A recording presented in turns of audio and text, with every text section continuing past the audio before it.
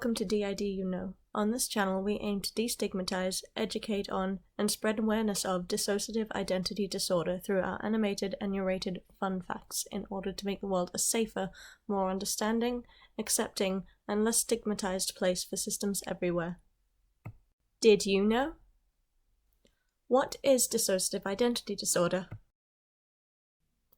Dissociative identity disorder, commonly referred to as D.I.D. for short, is a complex survival mechanism developed in early childhood when the process of integrating the separate states of self to form one's personality is interrupted or prevented.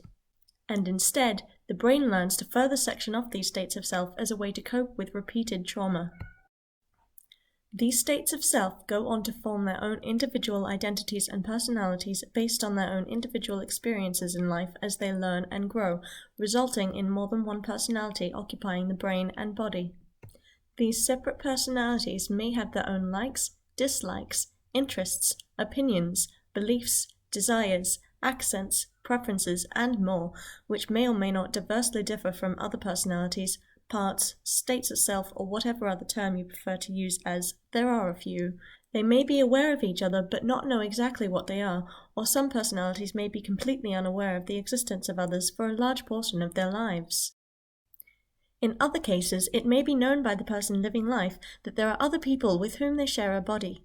This can be due to many things, as each case is unique, due to the fact that it is developed and designed to help their brain and body survive.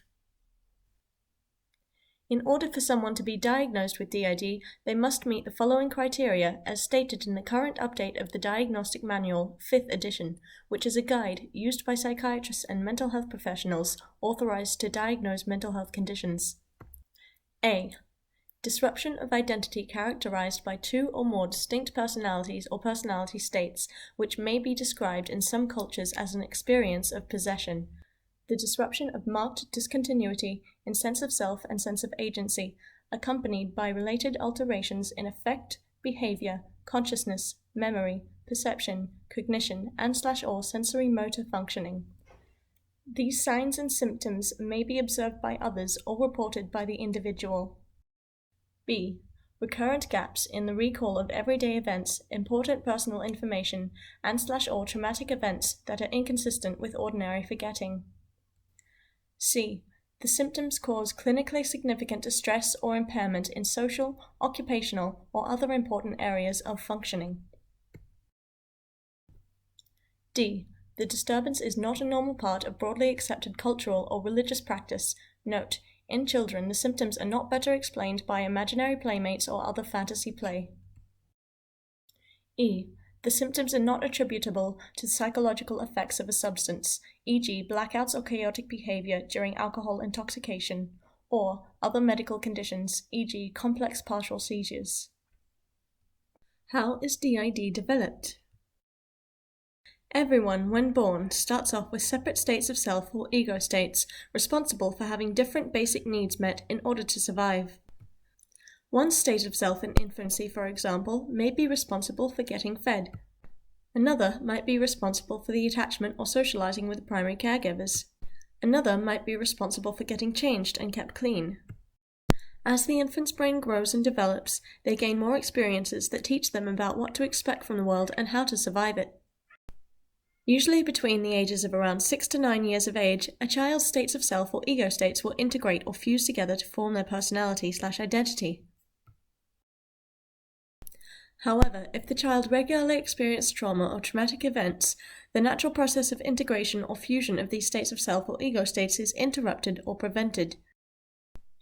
In order for the child to function, the brain then instead puts up amnesic or dissociative barriers between the states of self/ego states, further separating them. This creates a fragmented identity or separate states of consciousness where the parts whom don't hold the trauma will handle different aspects of the life such as school, social, self-care, etc. Because there are amnesic or dissociative barriers between these states of consciousness/self, meaning they are disconnected or cut off from each other rather than fused together, they experience different things in life as they learn and grow, shaping each individually, resulting in separate identities or personalities. The process I have just attempted to explain is called the theory of structural dissociation and is currently the best scientific explanation for how D.I.D. is formed. Did you know? March 5th signifies Dissociative Identity Disorder Awareness Day, a day dedicated to spreading awareness and information on dissociative identity disorder in order to support those who live with it. If you're interested in learning more about different aspects of D.I.D. or the science behind it, I have linked in the description a couple of websites I highly recommend checking out. If you would like to support us and see more videos like this, we would love it if you subscribe to the channel. If you enjoyed this, hit the like button and feel free to write us a comment below on your thoughts or share the video, and remember to hit that notification bell so you'll know when we post more.